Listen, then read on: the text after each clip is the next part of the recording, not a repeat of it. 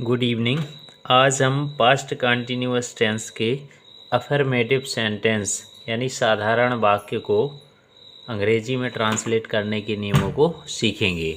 तो आइए देखते हैं पास्ट कंटिन्यूअस टेंस के अफर्मेटिव सेंटेंस के यानी साधारण वाक्यों को हम अंग्रेजी में कैसे ट्रांसलेट करते हैं।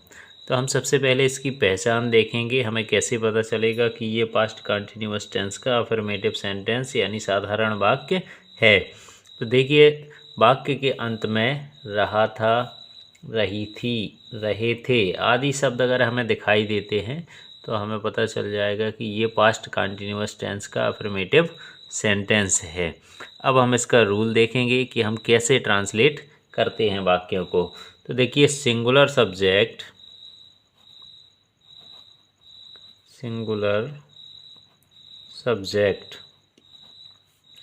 तथा ही, सी, इट एवं आई के साथ हेल्पिंग वर्ब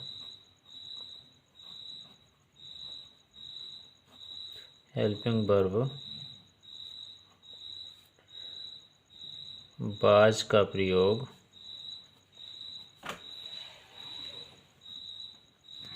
सब्जेक्ट तथा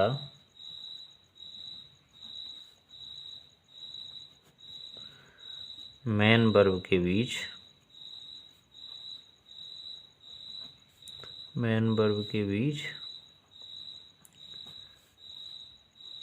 किया जाता है। देखिए क्या है पहला कि सिंगुलर सब्जेक्ट और ही, सी, इट एवं इसमें आई को भी इंक्लूड कर लिया जाता है। आई को यहाँ singular subject as a singular subject माना जा रहा। तो सिंगुलर सब्जेक्ट तथा ही, सी, इट एवं आई के साथ हेल्पिंग वर्ब वाज का प्रयोग हम सब्जेक्ट और मेन वर्ब के बीच करते हैं। इसी प्रकार हम किंतु प्लूरल सब्जेक्ट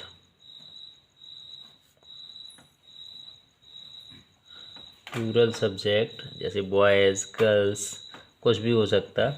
प्लूरल सब्जेक्ट एवं B, you, they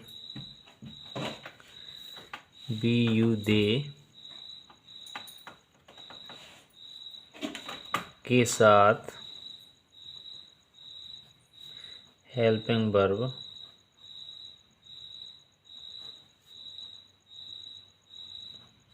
where, where का प्रयोग सब्जेक्ट तथा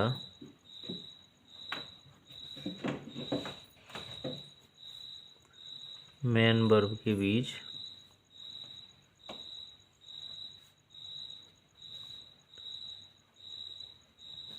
करते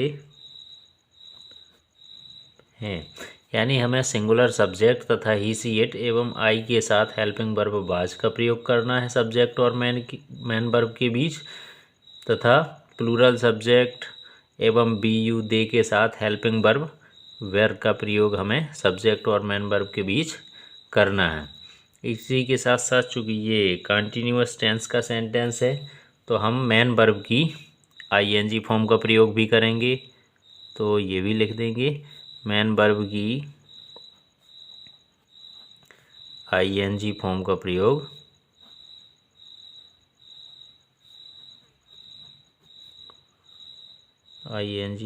प्रयोग किया जाता है।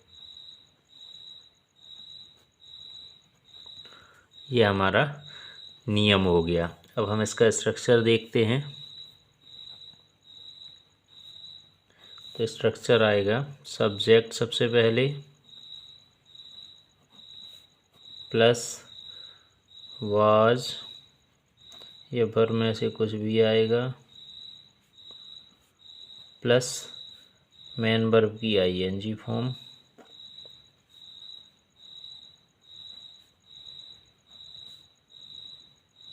मेन वर्ब की ING form plus object plus other word.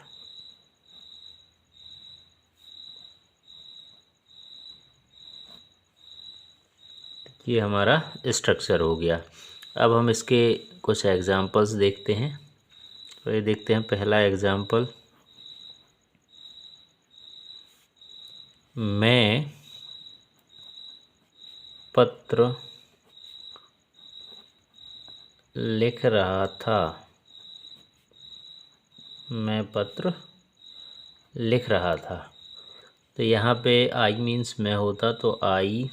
अब हमने यहाँ जो कि पढ़ा है आई, ही सी इट सिंगुलर सब्जेक्ट तथा ही सी इट एवं आई के साथ हेल्पिंग वर्ब वाज का प्रयोग करना है। तो यहाँ हम वाज लगाएंगे हेल्पिंग वर्ब। आई वाज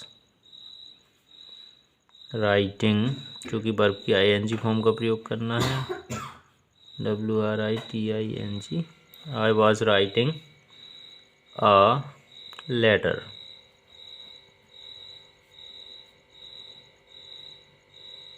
ये हमारा कंप्लीट हो गया। और एग्जाम्पल लेते हैं, वे छत पर घूम रहे थे, वे छत पर घूम रहे थे। तो यहाँ पे बे दे मीन्स होता है, तो दे, चूँकि हमने पढ़ा बी यू दे के साथ हेल्पिंग वर्ब वर का प्रयोग करना है। तो दे वर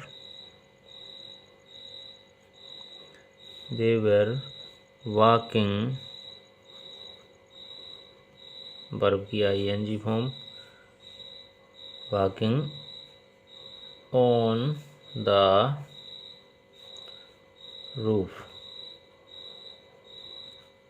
यहाँ पे पोजीशन आ गई ऑन। इसके बाद हम एक और एग्जांपल लेते हैं, हम क्रिकेट खेल रहे थे। तो यहाँ वी, हमने यहाँ पहले पढ़ा बी यू दे के साथ हेल्पिंग वर्ब वर का प्रयोग करना है। तो वी वर प्लेइंग,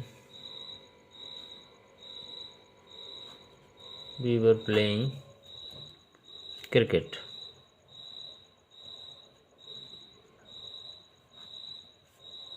ये हमारा और एग्जाम्पल हो गया।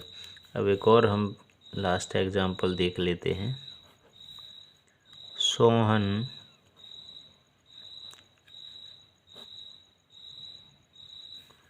फुटबॉल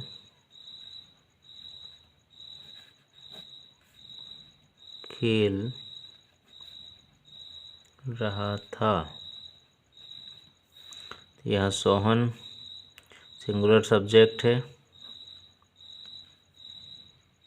सोहन वाज आएगा इसके साथ, सोहन वाज प्लेइंग, वर्ब की आईएनजी फॉर्म आएगी चूँकि यहाँ, तो Sohan was playing football.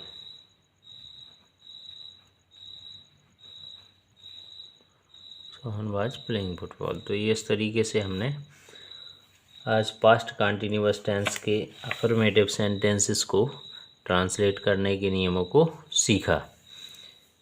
Next video में हम पास्ट कंटिन्यूअस टेंस के इंटेरोगेटिव सेंटेंसेस को ट्रांसलेट करने के नियमों को सीखेंगे।